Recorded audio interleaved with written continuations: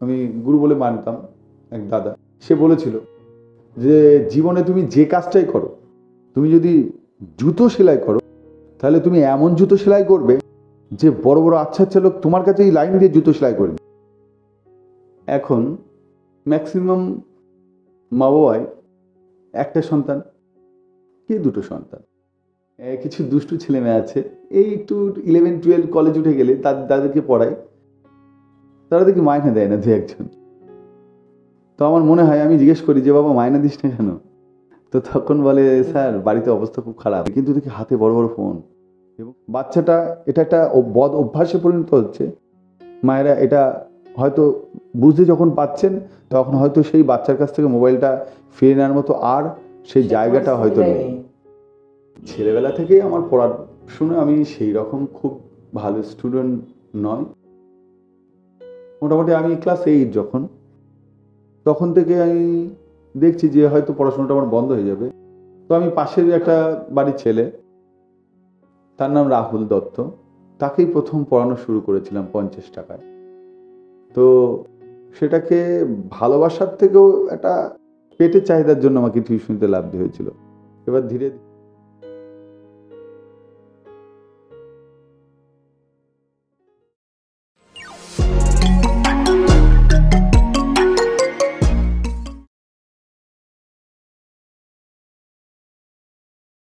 নমস্কার স্যার, আপনাকে স্বাগত আমাদের চ্যানেল পডকাস্ট অরিজিনালসে।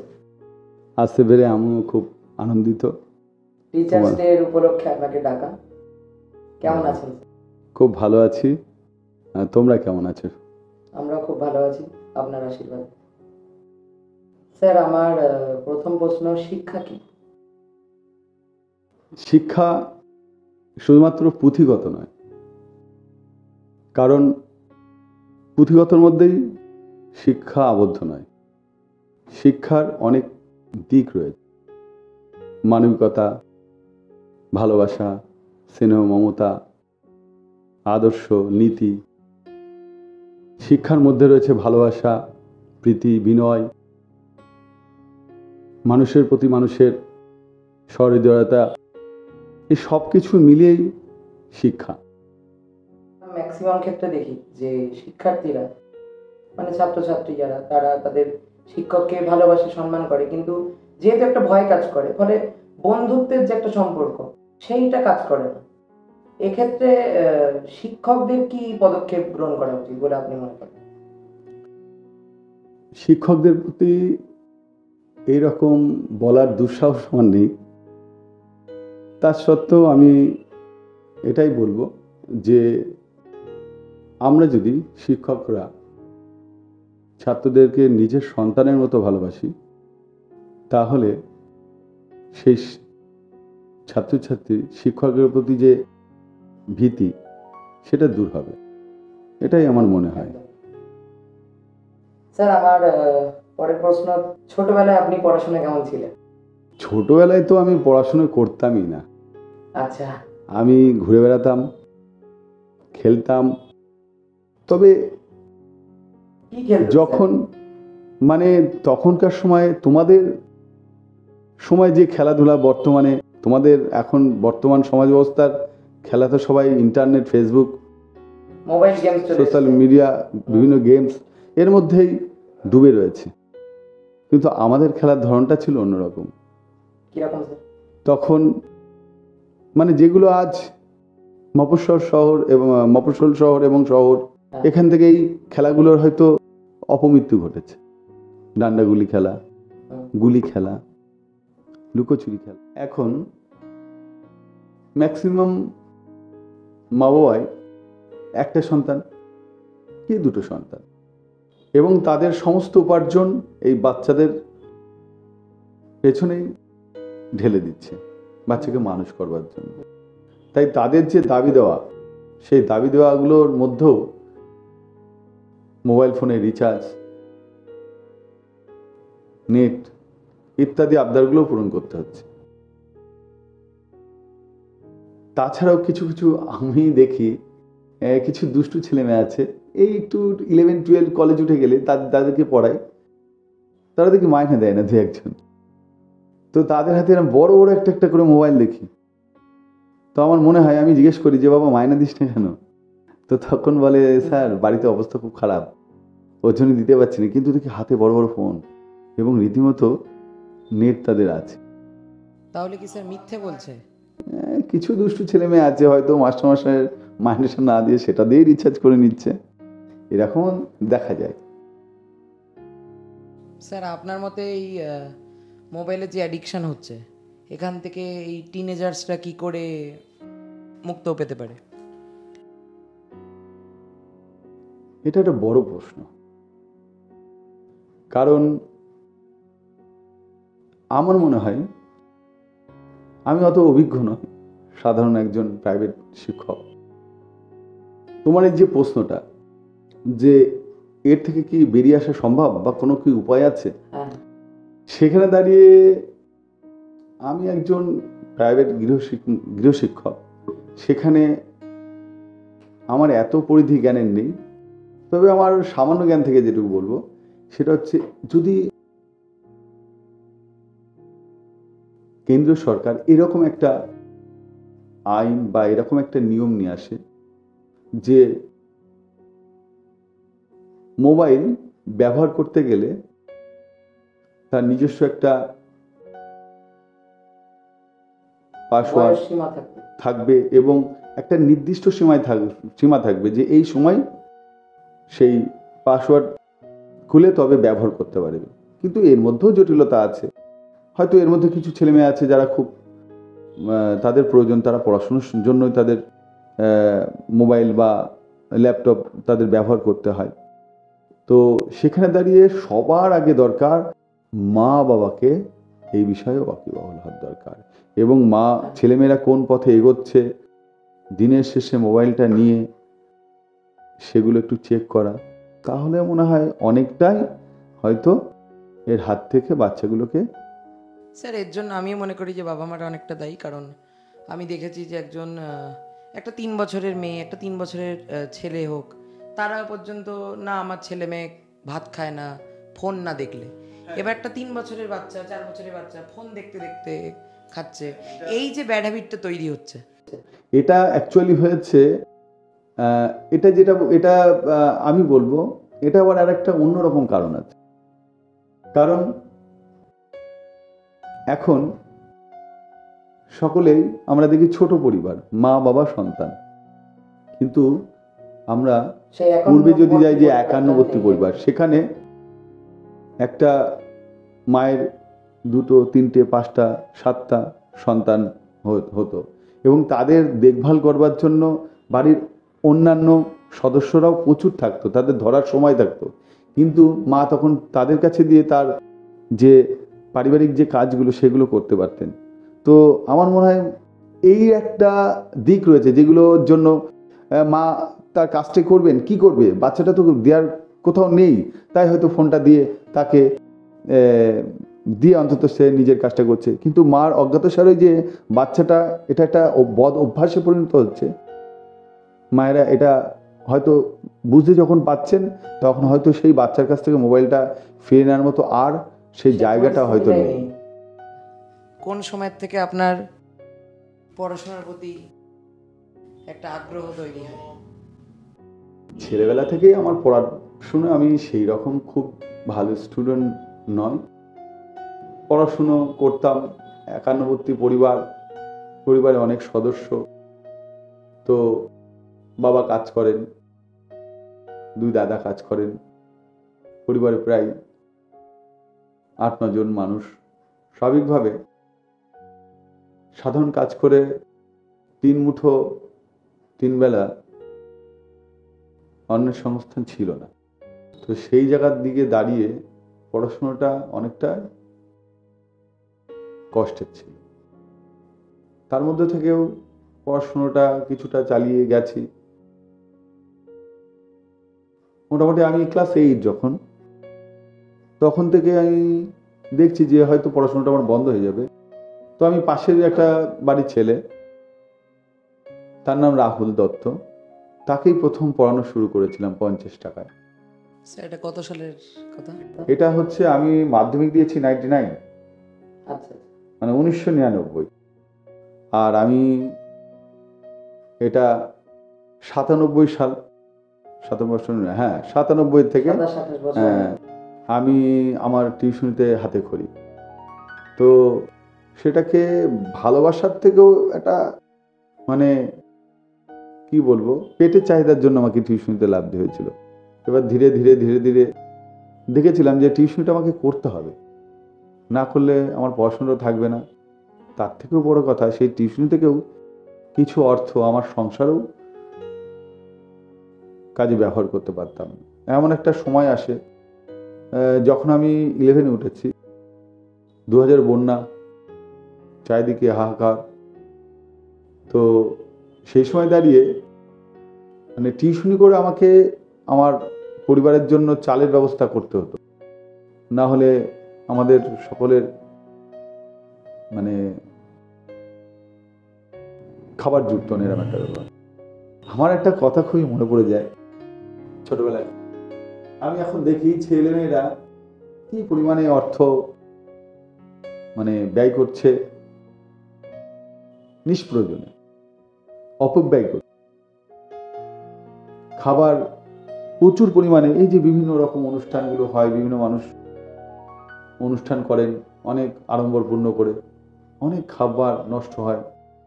তো সেই খাবার দিয়ে এগুলো আমার ছোটবেলার কথা মনে পড়ে যায়। তখন মনে পড়ে যে একটা ডিম দুটো ভাগ করে দুজন খেতাম।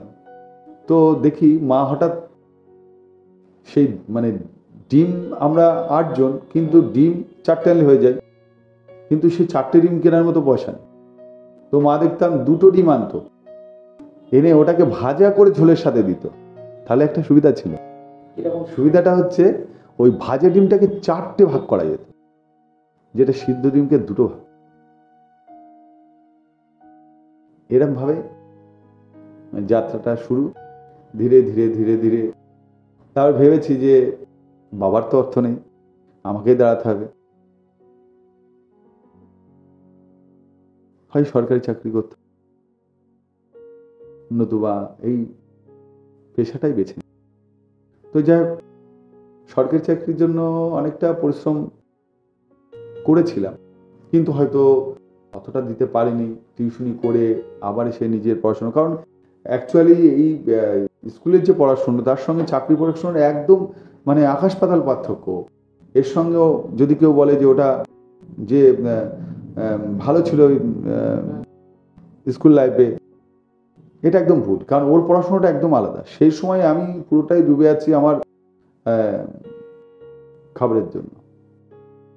তো ওই জন্য হয়তো সেইভাবে পড়াশোনা করতে পারিনি।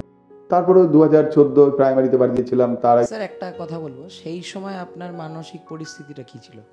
মানসিক পরিস্থিতি বলতে মানে মন কি একটু হলেও ভেঙে গেছিল যে না এখান থেকে ভেঙে গিয়েছিল বলতে এখান থেকে কিছু না। আমি দুটো পথ নিয়েছিলাম, হয় আমাকে সরকারি চাকরি বাঁধাতে হবে, আর না হলে আমায় টিউশনিটাকে ভালো করে দাঁড় করাতে হবে। কারণ আমার একজন মানে শ্রদ্ধেয়, আমি গুরু বলে মানতাম এক দাদা, সে বলেছিল যে জীবনে তুমি যে কাজটাই করো, তুমি যদি জুতো সেলাই করো, তাহলে তুমি এমন জুতো সেলাই করবে যে বড় বড় আচ্ছা আচ্ছা লোক তোমার কাছে এই লাইন দিয়ে জুতো সেলাই করবে। তাই জন্য আমি এই গৃহশিক্ষকতাটাই বেছে নিয়েছিলাম এবং সরকারি চাকরির জন্য চেষ্টা করেছি। 2014তেও প্রাইমারিতে পাশ করেছি, এটা আর বলার অবকাশ নেই। তো যাই হোক, এইভাবে যাত্রাটা চলছে, ধীরে ধীরে এগিয়ে যাওয়ার চেষ্টা করছি। স্যার আপনার যেহেতু প্রিয় বিষয় বাংলা, আপনি বাংলাই পড়ান, তো স্যার বাংলার প্রতি আপনার কি ছোটবেলা থেকেই ভালোবাসা ছিল, নাকি ঠিক কোন মোমেন্টে আপনার মনে হলো যে না এতগুলো সাবজেক্ট রয়েছে কিন্তু এটা আমার প্রিয় সাবজেক্ট? এই বাংলাটাকে ভালোবাসা একটা কারণ আছে। কি কারণ? কারণটা হচ্ছে আমি যখন টিউশনিটা শুরু করি, নিচু ক্লাস থেকে শুরু করেছিলাম, তখন বাংলা, ইতিহাস, ভূগোল এবং ইংরেজি ছোট ক্লাসে 5-6 পড়াতাম। তো পড়াতে পড়াতে যখন ধীরে ধীরে উঁচু ক্লাস পড়ানো শুরু করলাম, আমি দেখলাম যে বাংলার মধ্যে না, যেহেতু আমাদের মাতৃভাষা, একটা আলাদা মানে মাধুর্যতা কাজ করে। এছাড়াও মানে বাংলা ব্যাকরণের প্রতি আমার একটা বিশাল টান, এবং বাংলা ব্যাকরণ যেটা, সেটা ছেলে মেয়েদের মধ্যে একটা না জড়ত্ব আছে। আমি যখন আমি মেনলি 7 থেকে বাংলাটা এখন পড়াই, শুধু বাংলাই পড়াই। তো আমার কাছে যখন 7-8 বা 9 ছেলেমেয়েরা আসে, দেখি তাদের বাংলার ব্যাকরণগুলো একদম থ্রোলি মুখস্থ করে, কিন্তু ব্যাকরণটা মুখস্থ করা যায়, শিখতে হয়। হ্যাঁ শিখতে হয়। সেই জায়গা থেকে শুধু আমি বাংলাটাকে নিয়ে তখন নিজে অধ্যবসায় শুরু করি, এবং ধীরে ধীরে ধীরে ধীরে এই পথ চলছি। কিন্তু আমার মনে হয় বাংলার ভাষা, বাংলার মাধুর্যতা, বাংলার সৌন্দর্য, এর যে ব্যাপ্তি বিস্তার, এ শেষ করা সম্ভব কারো পক্ষে। তো আমার মনে হয় এখনো আমি যদি শতাংশের বিচারে বলি, তাহলে আমি হয়তো 50% হয়তো আমি বাংলার কিছু জানতে পেরেছি, এখনো অধরা রয়েছে আমার কাছে। এইভাবে স্যার, এইগুলো সেরা শিক্ষকের পরিচয়। তারা কখনোই নিজেরা স্বীকারই করেন না যে আমরা জানি, যেটা আপনি এখন বললেন যে অত না না, ওটা বিষয় না। সত্যি বলতে তাই, প্রতিনিয়ত শিখছি। আরো বেশি শিখেছি আমি ছাত্রছাত্রীদের। কারণ বলি, যারা একটু পড়াশোনা করে, যে সমস্ত ছাত্রছাত্রীরা, তারা না বিভিন্ন রকম প্রশ্ন নিয়ে আসে। তো সেই প্রশ্ন উত্তর দিতে গেলে নিজে থেকেই তৈরি হতে হয়। তো সেখান থেকেই আমার বলো আরো বাংলা শিক্ষাটাকে আরো একটু এগিয়ে নিয়ে গেছে ওখান থেকে। তাই এর পিছনে বলো আমার ছাত্রছাত্রীদেরও একটা বিশাল জায়গা রয়েছে। কৌতূহল নিবৃত্তি করতে আমাকে আরো বেশি করে পড়াশোনা করতে হয়েছে, আরো বেশি তারাও অনেক তাদের কাছ থেকে শিখি প্রতিনিয়ত। এইভাবে বাংলা ভাষার গুরুত্ব আর প্রভাব। অবশ্যই এটা আমাদের মাতৃভাষা, এ তো বলার অবকাশ রাখে না। তো বাংলা ভাষায় বিজ্ঞান হোক, যে কোনো শাস্ত্রই হোক, সে নন্দন শাস্ত্র হোক, কিন্তু বাংলা ভাষায় পড়ে সেই বিষয়টাকে আয়ত্ত করতে বেশি সহজ হয় বাংলাভাষী মানুষের। তাই আমার মনে হয় বাংলা ভাষার গুরুত্ব তো অবশ্যই আছে। আর বাংলা ভাষা পৃথিবীর সর্বত্র ব্যাপী ছড়িয়ে রয়েছে, এবং বাংলার যে সংস্কৃতি, আমার মনে হয় যে পৃথিবীর সব থেকে সেরা সংস্কৃতি রয়েছে বাংলায় এবং বাংলা ভাষার মধ্যে। কারণ কবিগুরু রবীন্দ্রনাথই রয়েছেন তার দৃষ্টান্ত। হ্যাঁ, তো আর তার যে সাহিত্য, সেই সাহিত্যে আমাদের জীবনের চলার পথকে যেন মসৃণ করে দেয়, এবং তার প্রত্যেকটা সাহিত্যের প্রত্যেকটা জায়গা, জীবনের খুঁটিনাটি জায়গাগুলোকে ধরে ধরে আমাদের সামনে তুলে ধরা রয়েছে। তাই আমরা যদি নিজেকে, যেমন গীতা আমাদের জীবনের একটা অঙ্গ, ঠিক আমি গীতাকে ছোট করছি না, কিন্তু রবীন্দ্র সাহিত্য ঠিক জীবনে চলার পথকেও যেন ওরকম মসৃণ করে দেয়, এটা আমার মনে হয়। স্যার, কিন্তু আমার একটা দুঃখ বলতে পারেন বা আফসোস বলতে, বাংলা সাহিত্যের এত প্রভাব, এত মিষ্টি ভাষা, লেখা এত সুন্দর, কিন্তু স্যার ন্যাশনাল স্টেজে গিয়ে বা এই যে আমরা সেন্ট্রাল গভর্নমেন্টের কোনো চাকরির ক্ষেত্রে হোক, আমরা মেজরিটি দেখি যে ইংরাজি বা হিন্দিতে পরীক্ষা হচ্ছে, বা এই দুটো ভাষাকেই প্রধান ভাষা হিসেবে গণ্য করে, কিন্তু স্যার বাংলা সেই স্তরে গিয়ে পৌঁছায় না। এটা স্যার কেন? এটা আমাদের হয়তো রাষ্ট্রীয় পরিকাঠামো সেই জায়গায় এখনো হয়তো আসেনি, কিন্তু বিদেশে যদি যাই, কিছু কিছু দেশে রয়েছে, সেখানে তাদের ওই বিজ্ঞান শাস্ত্রগুলো তাদের নিজস্ব মাতৃভাষায় চর্চা করা হয়, যেটা আমাদের এখনো সেই জায়গাটা আসেনি। হয়তো আগামী দিনে, অদূর ভবিষ্যতে হয়তো আমরা সেই জায়গাটার তার ফল পাবো হয়তো। স্যার, বাংলা সাহিত্যের ইতিহাস সম্পর্কে? বাংলা সাহিত্যের ইতিহাস আমরা সবাই জানি, কারণ অ্যাকচুয়ালি বাংলা সাহিত্যের প্রাচীন যুগেই রয়েছে নিদর্শন হিসেবে চর্যাপদ, যেটি বৌদ্ধ সহজিয়াপন্থীরা লিখেছিলেন পদকর্তারা, এবং মহামহোপাধ্যায় হরপ্রসাদ শাস্ত্রী মহাশয় 1907 সালে নেপালের রাজদরবারের গ্রন্থাগার থেকে এই পুঁথিটি সংগ্রহ করেছিলেন। কিন্তু এটা লেখা হয়েছিল দশম থেকে দ্বাদশ শতাব্দীর সময়। তখন এই বাংলায় পাল এবং সেনরা রাজত্ব করছে। তো সেখানকার যে বাংলা আর বর্তমানের বাংলার সঙ্গে আকাশ পাতাল পার্থক্য। তার অনেক অনেক জায়গা এখনো ভাষাচার্যরা গবেষণা চালিয়ে যাচ্ছেন, এখনো তার অর্থ পরিষ্কার হয়নি, সম্ভব হয়। স্যার, বাংলা গল্পের বই এক শ্রেণী মানুষের আছে যে মানে পড়াশোনার বই না পড়লেও গল্পের বইয়ের প্রতি একটা আলাদা আগ্রহ, ইন্টারেস্ট আছে। আরেক শ্রেণী স্যার আছে যে না, গল্পের বই পড়বো না। স্যার, আপনার মতে কি? গল্পের বই তো অবশ্যই পড়া উচিত। অবশ্যই গল্পের বই। গুরুত্ব কি স্যার গল্পের? আমার মনে হয় একজন মোবাইলের পিছনে যে সময়টা বিভিন্ন সোশ্যাল মিডিয়ায় সময় দেয়, সেই সময়টা যদি একটু বইয়ের প্রতি সেই সময়টা তার শিখি ভাগ দেয়, আমার মনে হয় বই থেকে আরও বেশি শিক্ষা যায়। কারণ সাহিত্য হচ্ছে সমাজের দর্পণ। সাহিত্যের মধ্য দিয়ে আমাদের সমাজ জীবনের বিষয়গুলো ফুটে ওঠে। তাই পড়াশোনার সঙ্গে সঙ্গে সাহিত্য পাঠের প্রয়োজনীয়তা অনেক বেশি গুরুত্বপূর্ণ। স্যার, আমি যেহেতু টুকটাক গল্পের বই পড়ি, সেই হিসেবে আমি মনে করি যে একটা ভাষার প্রতি জ্ঞান অনেক বেড়ে যায়। বা কেউ যদি ভবিষ্যতে একজন লেখক হতে চান বা এই সব দিকে যুক্ত হতে চান, সেই হিসাবেও আমি মনে করি।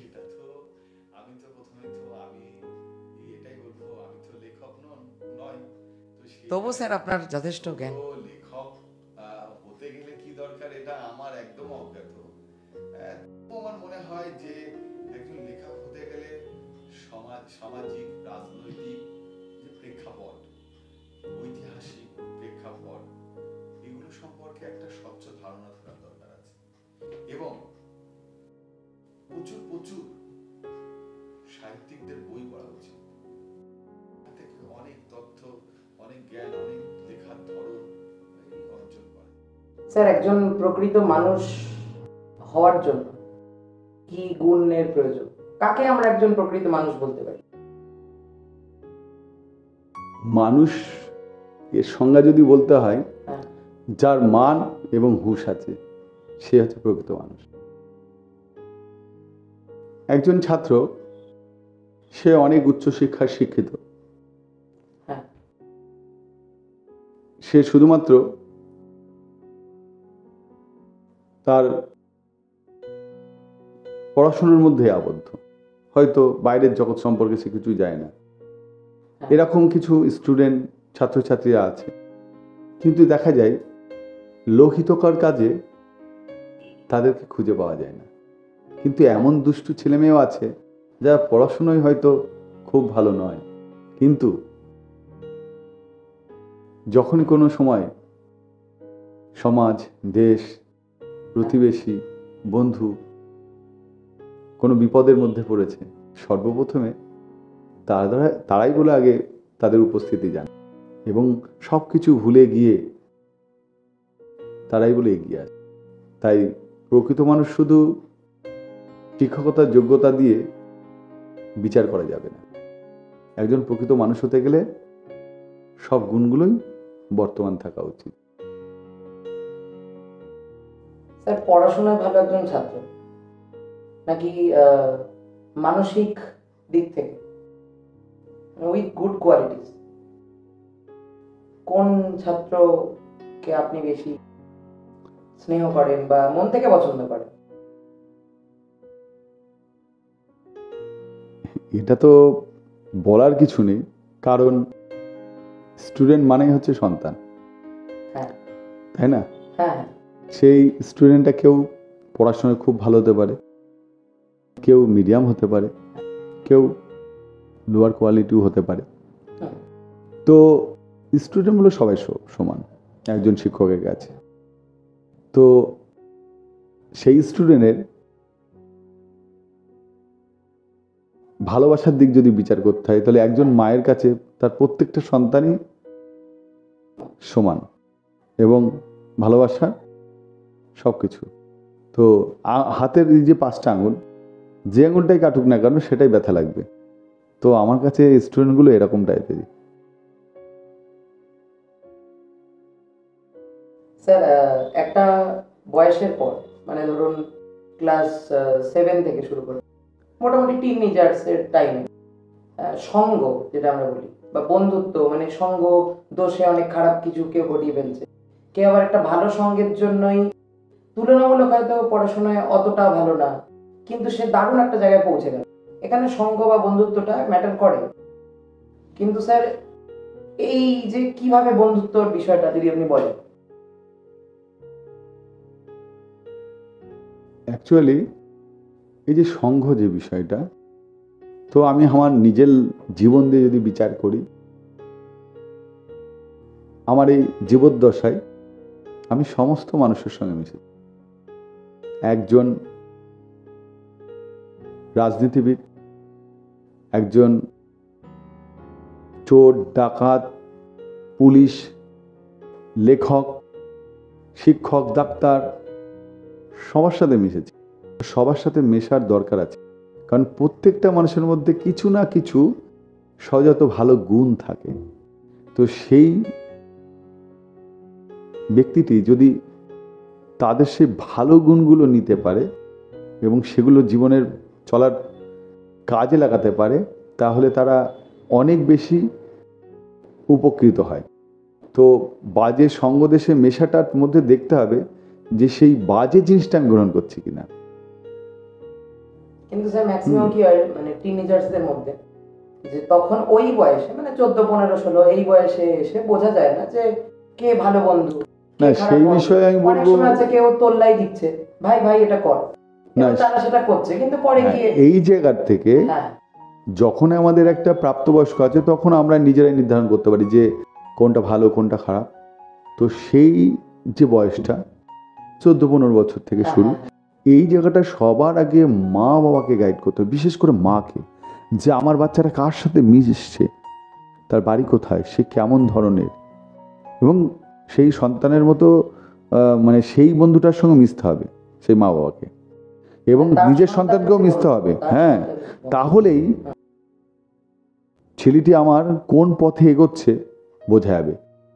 তখন কি কত যদি দেখা যায় যে হ্যাঁ বাজে দিকে আমার বাচ্চাটা চলে যাচ্ছে, তখন তাকে গিয়ে ওই বকাবকি করলাম, মারলাম, এ দিয়ে মনে হয় আমার ঠিক করা যায় না। তো সেই জায়গাটা আমার মনে হয় এইভাবে যদি করা যায় যে বন্ধুকে মানে আমার ওই বাচ্চাটাকে আমি কি করলাম, আমি ওই পথটাকে আমি নিজেই ঘুরিয়ে দিলাম অন্যরকম আমার চিন্তা ভাবনার মধ্য দিয়ে, বা আমি আমার ভাবনার মধ্যে দিয়ে ওকে ডুবিয়ে রাখি। এবং এই যে বর্তমান যে ছেলেমেয়েরা এই যে খুব বাজে সঙ্গদোষে চলে যাচ্ছে, যখন এরকম চলে যাচ্ছে তখন ওই বাচ্চাগুলোকে নিজ নিজ সন্তানকে বিভিন্ন যে সাংস্কৃতিকমূলক যে সমস্ত কালচার যে বিষয়গুলো আছে তার মধ্যে ইনভলভ করে দিতে হবে। তাহলে ওরা যে সময়টা তো আর পাবে না, তখন ওই বাজে অভ্যাসগুলো থেকে তারা অনেকটাই দূরে সরে থাকবে। ওই জন্য আমার মনে হয় প্রত্যেকটা মা বাবা হ্যাঁ এরকম বিভিন্ন যে কালচার বিষয়গুলো আছে তার সঙ্গে যুক্ত করে দেওয়া। শুধু পড়াশুনো নয়, সেগুলো বলে আমাদের সমাজ জীবনে আমাদের জীবনে গাইড করতে হবে, তাহলে এখান থেকে অনেকটাই করা যাবে। আর একটা বয়সে আসবে যখন নিজেরা আমরা বড় হয়ে যাই, তখন নিজেরাই ভালো মন্দ বিচার শক্তি চলে যায়, মানে চলে আসে আমাদের, তখন নিজের লাইফটাকে নিজেই এগিয়ে নিয়ে যেতে আমরা খুব সহজভাবেই পারি। একদমই স্যার, বাংলা সাবজেক্টটা অনেকে ভয় পায়, এবার সেখান থেকে তারা বাংলা সাবজেক্টটার প্রতি ভালোবাসা বা ইমপ্রুভমেন্ট কি করে করতে পারে? এটা একদম বাংলা বলে না, মানে স্যার সবকটা সাবজেক্টেই নোটিস করেছি ইংলিশ মিডিয়ামে পড়ে একটা ছেলে বা মেয়ে, ক্লাস 7, 8 হয়ে গেল, এইবার হঠাৎ করে তারা কোনো বাংলা মিডিয়ামে পড়ছে, এবার ঠিক করে লিখতেও পারে না, বুঝতেও পারে না। না, তার একটা কিছু ছেলেমেয়েরা আমার এরম এসেছে, এরম ধরনের আমি দেখেছি। অ্যাকচুয়ালি ইংলিশ মিডিয়ামগুলোতে না বাংলাটা একদম চর্চার মধ্যে রাখেই না, ওটা জাস্ট সিলেবাসে আছে কিন্তু ওই যৎসামান্য পড়ানো হয়, তো স্বাভাবিকভাবে ওই জন্য ভুলে যায়। আর এমন একটা বয়সে গিয়ে যখন স্কুল বদল করে, ইংলিশ মিডিয়াম থেকে বাংলায় আসে, তখন সেইগুলো তারা অ্যাকসেপ্ট করতে পারে না, নিতে পারে না, কারণ তাদের গোড়ায় গলদ হয়ে রয়েছে। তো সেই জায়গা থেকেই এই অসুবিধা দিয়ে থাকে। তো সেই জায়গাটাকে ইমপ্রুভ করতে গেলে গোড়া থেকে আবার পুনরায় শুরু করতে হবে। স্যার ওই বয়স থেকে মানে 13-14 বছর বয়স থেকে কি সত্যি সম্ভব গোড়া থেকে? কিছুই সম্ভব নয় পৃথিবীতে, সব কিছুই সম্ভব, কারণ চেষ্টা করা যেতেই পারে। আমরা এই চেষ্টাটাই করি না, আমরা হবে না, এটাই মনের মধ্যে যেন আমাদের গেঁথে রয়েছে। স্যার আমি যখন আনন্দমার্গ স্কুলে পড়তাম, ওটা সম্পূর্ণ ইংলিশ মিডিয়াম স্কুল ছিল। এবার আমি যখন ক্লাস 5-এ উঠলাম, এবার আমি একটা সেন্টেন্স বাংলায় লিখতে পারি যে আমি বাড়ি গিয়ে ভাত খাবো, এরকম আমি লিখতে পারছি। সেখান থেকে তো ইমপ্রুভমেন্ট হয়েছে, নিজের চেষ্টা করেছি, হয়েছে। এবার আমি মনে করি একটা আত্মবিশ্বাস থাকা উচিত। অবশ্যই সেটা ছাত্রছাত্রীর নিজের প্রতি আত্মবিশ্বাস তো থাকবেই, এবং তার সঙ্গে সঙ্গে অভিভাবককেও সেই সময়টা বাচ্চার পিছনে দিতে একই হবে। সাথে স্যার আমি মনে করি গুরুকেও যথেষ্ট স্নেহ করা উচিত, অবশ্যই ভালোবাসা উচিত, আপন করে নেওয়া উচিত। তাহলে অনেক সে একটা গানের লাইন মনে পড়ে যায়, সেই গুরু না ভজিলে সন্ধ্যা সকালে, একটা গান আছে। তো গুরুকে যদি তুমি ভজন না করো, তাহলে তোমার সমস্ত শিক্ষাই নিরর্থক হয়ে যাবে। তাই গুরুকে অবশ্যই শ্রদ্ধা করতে হবে, তবেই তুমি প্রকৃত শিক্ষার সন্ধান পাবে, কারণ তোমার সেই তো পথের দিশারি। আর স্যার বলছি, যারা ধরুন বাংলায় অটোমেটিক্যালি না, দক্ষতা আছে, ভালো করে পড়াশোনা করেছে, একটা ভালো স্টেজে রয়েছে, ক্লাস 7-এ 8-এ বা 9-এ পড়ে, সামনে মাধ্যমিক, এখান থেকে তারা আরো কি করে ভালো বা দক্ষ হতে, কোথায় কোথায় তাদের যে এই জায়গাগুলো আরো বেটার করলে জিনিসটা আরো ভালো দিকে যেতে পারে? অ্যাকচুয়ালি সব কিছুর পিছনেই কঠিন অধ্যবসায়, কারণ পাবলো পিকাসো তিনি বলেছেন যে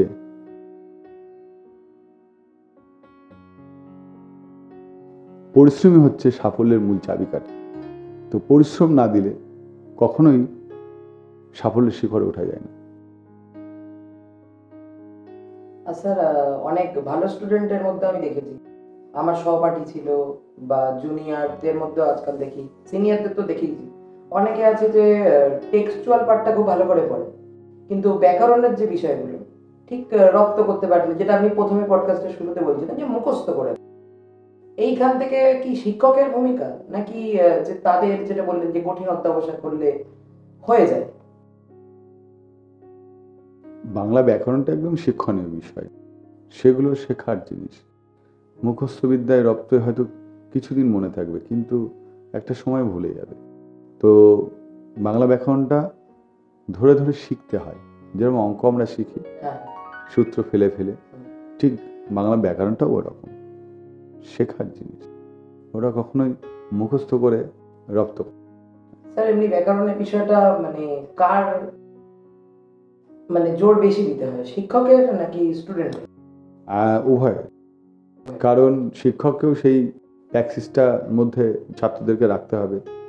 ধীরে ধীরে ধীরে ধীরে একটা পার্ট আছে, হট করে আমি যদি কোনো একটা স্টুডেন্টকে একটা কঠিন জিনিস পড়াতে যাই, আমি যদি প্রথমেই বলে বসি জানিস তো এটা অনেক কঠিন চ্যাপ্টার, এটা স্যার যদি একটা উদাহরণ দিয়ে বলেন। এটা কঠিন চ্যাপ্টার, এই যে মাস্টারমশাইরা প্রথমেই যে বাচ্চাদের মধ্যে এই একটা কথা বলেন অনেকেই, তার ফলে বাচ্চাদের প্রথমেই ভীতি জন্মায় এবং যার কারণে সেটা ভয় পায়। তো সেই বিষয়টার পরে একটা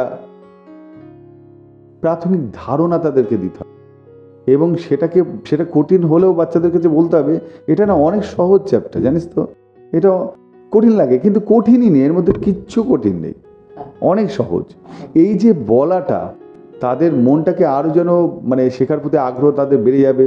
এবং দেখা গেল কোনো কোনো সময় আমার পড়ানোর মধ্যে আমি এই পার্সিয়ালিটি করে থাকি, হয়তো আমার একটা ব্যাচে 15 জন বা 20 জন আছে, হয়তো 5 জন খুব ভালো লেখে, এবার দেখা গেল কিছু বাচ্চা আছে যারা একটু কমজোরি আছে, আমি না কখনো কখনো ওই বাচ্চাটাকে একটু সবার উপরে নাম্বার ইচ্ছাকৃত একটু ভালো লিখেছে একটু হয়তো হাফ নাম্বার দিলে সবার থেকে এগিয়ে যাবে, কিন্তু হাফ নাম্বার পাওয়ার মতো নয়।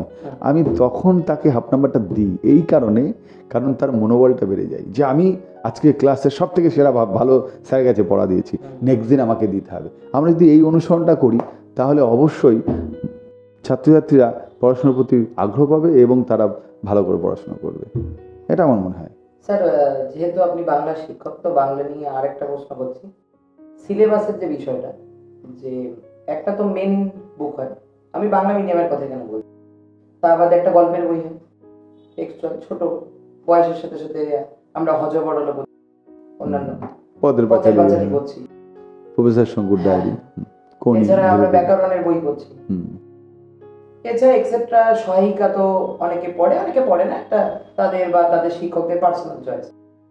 সিলেবাসের কোথাও না কোথাও একটা বিস্তার, অনেক সিলেবাস কোথাও না কোথাও, এটা আপনি মানে কি মনে করেন যে এরকমই রাখা উচিত, নাকি সিলেবাসে কিছু বদল ঘটালে আপনার মতে বেটার হয়? না, এটা বলার দুঃসাহসমান নেই, কারণ যারা সিলেবাস তৈরি করেন তারা অনেক অভিজ্ঞ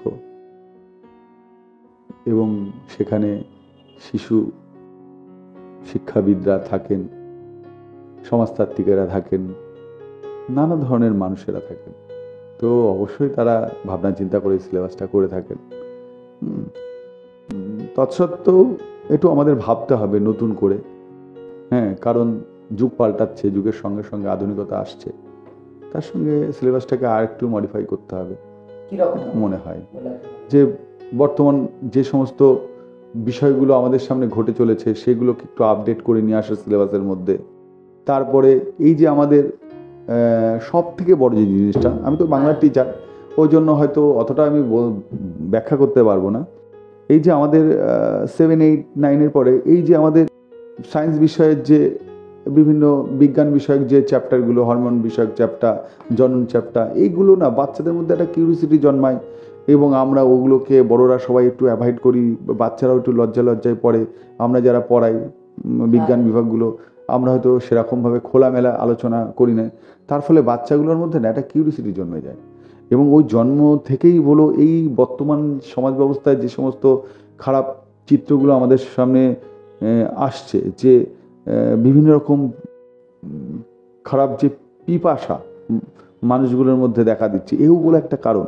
তাই আমার মনে হয় এই যে বিষয়টা, এটাও একটা সিলেবাসের অন্তর্ভুক্ত করা উচিত। তাহলে ছাত্রছাত্রীরা এই বিষয়টাকে সহজভাবে নিতে পারবে। এইগুলোকে মা বাবাকেও নিতে হবে। হয়তো আমরা দেখি টিভিতে একটা কোনো কিছুর অ্যাড দিচ্ছে, কিছু হয়তো এটা ব্যবহার করুন, হ্যাঁ, আমি নামটা বলতে পারছি না যেহেতু একজন টিচার। তো আমরা এরকম দেখে হয়তো সেই ছোটো বাচ্চারা 9 বছরে, মা ওটা কিসের অ্যাড দিচ্ছে, মা ওটা কী হয়?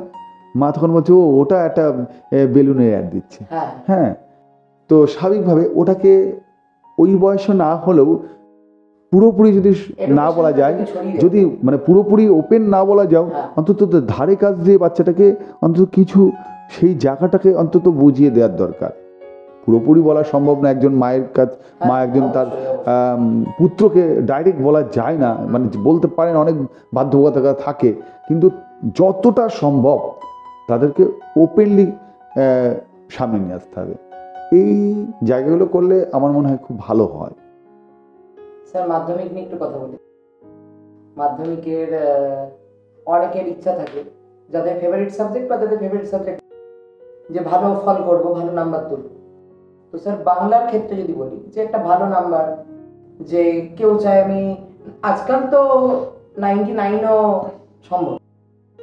হ্যাঁ, অবশ্যই এবছরও আমার 98 এসছে, 97 এসছে। স্যার, এই যে এতটা হিউজ নাম্বার, যে 95 অ্যাভাব, আমার প্রথম প্রশ্ন হচ্ছে এই 95 অ্যাভাব কি দেওয়া উচিত?